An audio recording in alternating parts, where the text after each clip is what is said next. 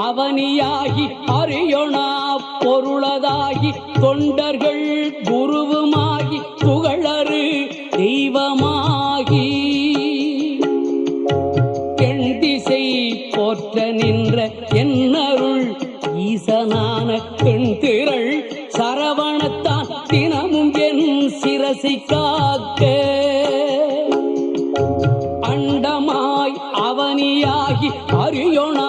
பொருளதாகி தொண்டர்கள் குருவுமாகி புகழறு தெய்வமாகி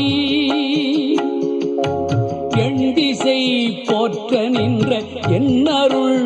ஈசனான பெண் திரள் சரவணத்தான் தினமும் என் சிரசை காக்க